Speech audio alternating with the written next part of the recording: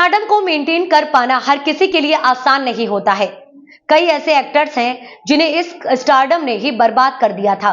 Stardom में लोग इतने अंधे हो जाते हैं कि वो गलत फैसले लेने लगते हैं और बेकार फिल्में साइन कर लेते हैं, मगर जो इसे सिर पर नहीं चढ़ने देते हैं वो लंबे समय तक आगे जाते हैं। ऐसे ही एक एक्टर थे जिन्होंने इंडस्ट्री में आते अमिताभ बच्चन और धर्मेंद्र को टक्कर दी थी।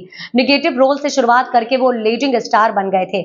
इस एक्टर की फिक्स फीस थी, फिर आप चाहे उनसे एक दिन में सारा काम करवा लो या 20 दिन में। आइए आपको इस सेक्टर के बारे में बताते हैं। हम जिस सेक्टर की बात कर रहे हैं वो कोई और नहीं बल्कि विनोद खन्ना है।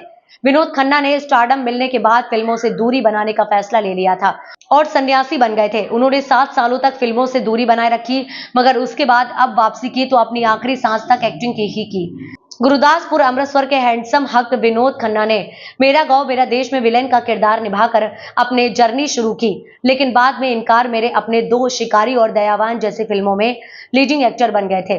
1982 में विनोद खन्ना ने अपने करियर के पीक पर बॉलीवुड छोड़ दिया और आध्यात्मिक ज्ञान के लिए ऑरेगन में ओशो के आश्रम में शामिल हो गए। पुराने इंटरव्यू में विनोद ने बताया कि उन्होंने फोकस करने और अपने गुरु के चरणों में रहने के लिए फिल्में छोड़ दी। अनंत महादेवन ने हाल ही में दिए इंटरव्यू में बताया कि विनोद खन्ना की फीस फिक्स थी। वो 35 लाख रुपए चार्ज करते थे, फिर चाहे 1 दिन का शूट हो या 20 दिन का शेड्यूल हो।